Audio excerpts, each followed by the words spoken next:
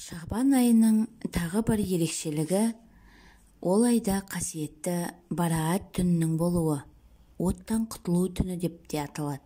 Бұл түн Шағбан айының 14-нен 15-не сәйкес келеді. Пайғамбарымыздан бұл Алланың оған игілігі мен сәлемі болсын. Бұл түннің расымен де қасиеттілігін, әрі осы түні Алланың жер бетіне мейірімі түсетінін дәлелдеген хадистерде жеткен. Бірнешеуін төменде келтірейік. Біріншісі, мүміндердің анасы Айша, оған Алла разы болсын, былай дейді: бірде Алланың елшісі, оған Алланың игілігі мен сәлемі болсын, түнгі намазында сәждеде ұзақ уақыт жатып қалды. Сәждеде ұзақ уақыт болғаны соншалық, мен оны тіпті қайтыс болып кетті ме деп қорықтым. Осы оймен төсегімнен тұрдым да бас бармағын қозғап көрдім. Саусағы қимылдаған соң өз орныма қайта келдім. Осыдан соң мен оның сәждеде жатып бұлай дегенін естідім: Я Раббым, сенің азабыңнан мейіріміңе жүгініп үміт етемін.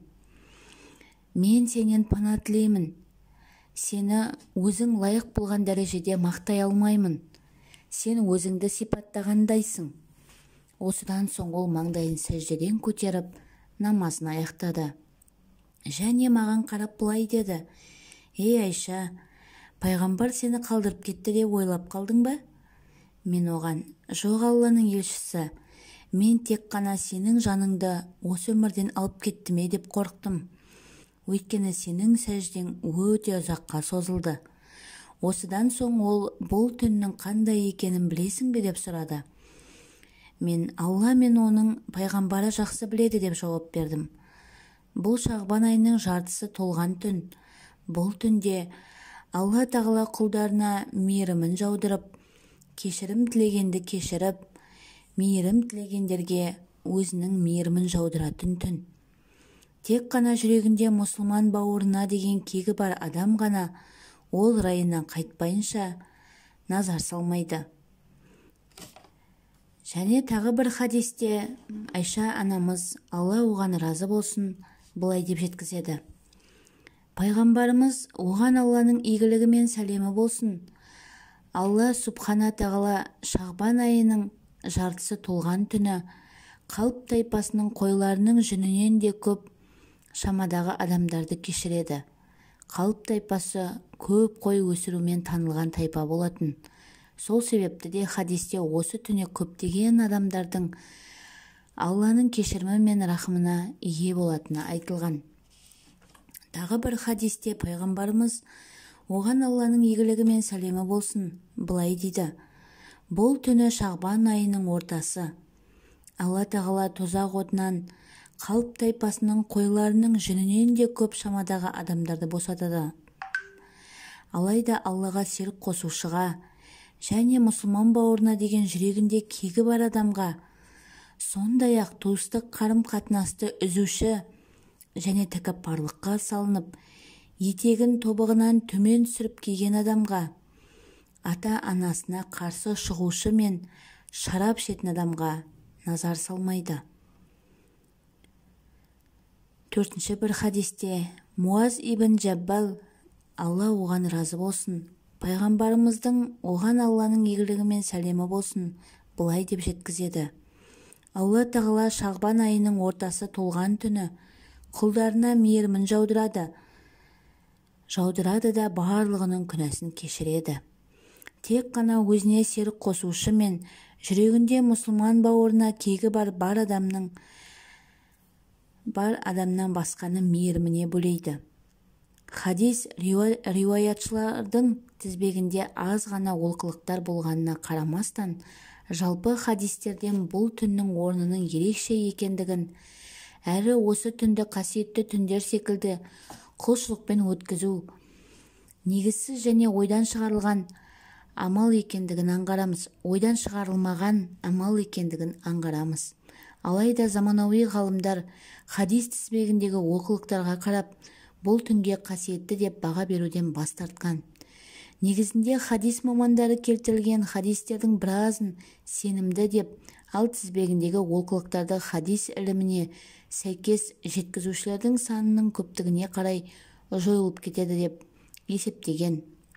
Сондықтан да үмметтің үлкендері бұл түнге ерекше мән беріп, оны құлшылықпен өткізген. Бұл түнде не істеу қажет? Бараат түні дұрыс қарсы алу үшін, бұл түнді дұрыс қарсы алу үшін ұйқысыз өткізген абзал. Егер де кімнің шамасы жетсе, бұл түнді тек құлшылықпен өткізгені жақсы. Алайда кімнің бұған шамасы жетпесе, адам осы түннің кез келген бөлігін құлшылыққа арнай алады. Құлшылыққа түннің екінші бөлігін арнап, мына ғибадат түрлерін атқарса болады. Намаз. Намаз осы түнде атқарылатын ең абзал құлшылықтың бірі. Намаз ракағатының белгіленген саны жоқ, алайда ракағат саны 8-ден кем болмауы тиіс. Сондай-ақ әр намаздағы рукух, қиям, сәждеде ұзағырақ болғаны абзал. Намазда Құраннан ұзақ аяттар оқылғаны жақсы. Егер де кім ұзақ сүрелерді есіне түсіре алмайтын болса, бір ракағатта қысқа бір сүрені бірнеше рет қайталауына да болады.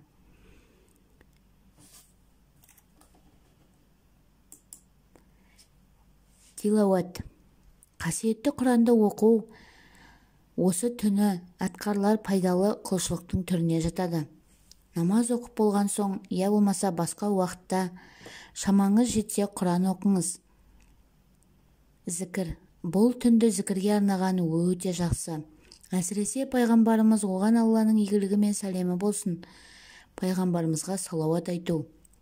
Сондай-ақ зікірді жүріп бара жатқанда, төсекте жатып, немесе жұмыс уақытында, немесе жұмыстан тыс уақытта да оқуға болады. Дұға. Бұл түні бізге көп пайда әкелетін ғибадаттың бірі. Осы түні Алла тағала дұғамызды қабыл етеді деген үміт бар. Дұға ғибадат. Алла тағала жасаған әрбір дұға үшін сұраушының мұқтаждығын өтеп қана қоймай, сауаптан да жазады. Тіпті сұраған нәрсесі қол жетімсіз болса да, ол адам жасаған дұғасы үшін сауаптан құр қалмайды. Сонымен қатар, дұға барлық ғибадаттың өзегі болып табылады. Алла мен адамның байланысын арттырады. Адам баласы қалағанынша кез келген түрде дұға ете алады. Алайда ең жақсы дұға пайғамбарымыздың, оған Алланың игілігі мен сәлемі болсын, дұғалары. Бұл дұғалар шебер сөздермен пенденің бұл өмірдегі әрі ақыреттегі барлық мұқтаждығын қамтиды. Расында да, пайғамбарымыздың оған Алланың игілігі мен сәлемі болсын дұғасы соншалықты терең мағыналы, тіпті пенденің оған баға беруге шамасы жетпейді. Пайғамбарымыздың Алланың оған игілігі мен сәлемі болсын дұғасы жайлы көптеген кітаптар әр тілде жарық көрген. Мұсылман адам Алла тағалаға сол дұғалар арқылы араб тілінде, я болмаса ана тілінде сол дұғалардың мағынасын айта отырып жалбарынуы керек. Нәпіл намазды, я болмаса Құранды белгілі себептерге байланысты оқи алмаған адамдар болса, ауру, әлсіздік немесе шұғыл тірлігі бар болса, ол кісілерге осы берекелі түннің сауабынан құр қалмас үшін төмендегі амалдарды орындауды ұсынамыз. Ақшам, құптан және таң намаздарын мешітте, егер сырқат болып шамасы жетпесе үйінде оқысын. Үнемі зікір айту, әсіресе салауат. Кез келген халде адам ұйқыға кетпейінше зікірде болуы керек.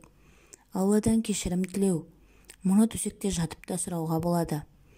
Әйел адамдар етеккір кезінде намаз бен Құран оқи алмайтындықтан, олар кез келген зікірді айтып, тасбих тартып, салауат айтуы керек.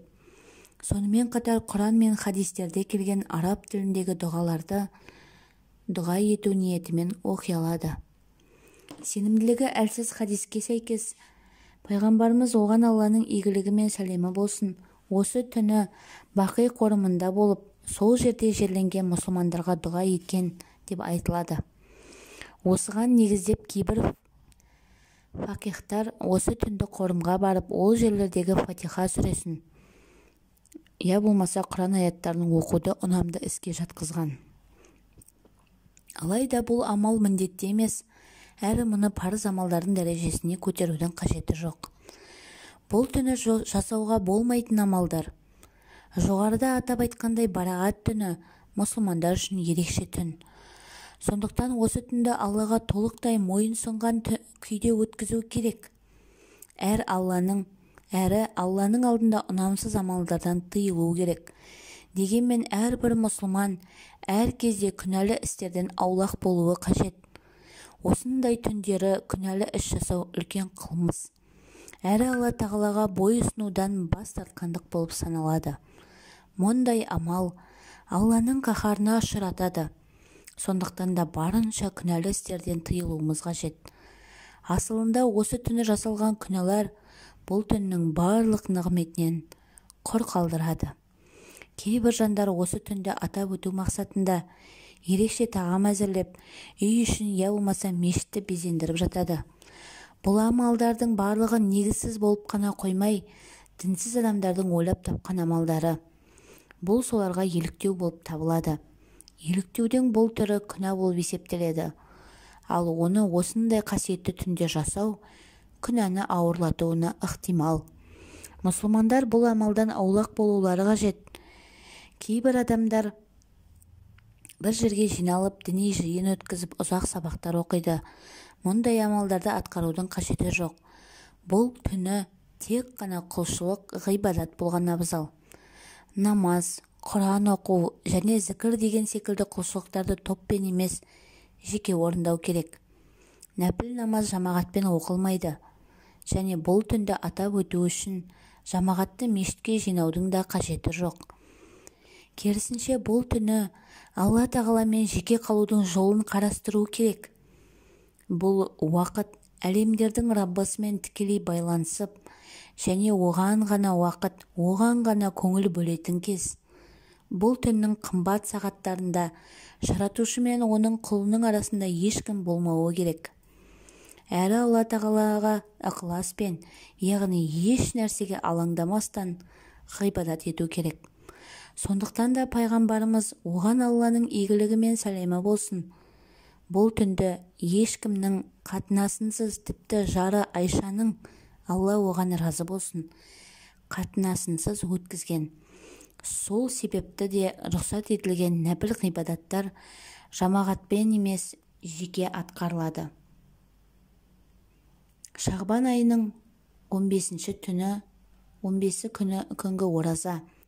Барағат түнінен соң келесі күні, яғни Шағбан айының 15 күні ораза тұтқан мұстахаб амал болып саналады. Пайғамбарымыз Мұхаммед, оған Алланың игілігі мен сәлемі болсын, осы оразаны тұтуды өсиет еткен екен. Барағат түні өткеннен кейін келесі күні ораза тұтса, мұстахаб амал болып саналады. Алайда бірнеше ғалымдардың көзқарасы бойынша бұл хадистер сенімді болып табылмағанмен де Шағбан айының бірінші жартысындағы тұтылған оразаның сауабы мол екендігі аңғарылады. Және де сүйікті пайғамбарымыз, оған Алланың игілігі мен сәлемі болсын, Шағбан айында көп ораза тұтқан болатын. Үмметінің үлкендері сәләф әс-салихтар Шағбан айының 15 күні ауыз бекіткен. Амалға асырылып отырған бұл тәжірибеден олардың бұл хадисті сенімді деп танығандарын көреміз.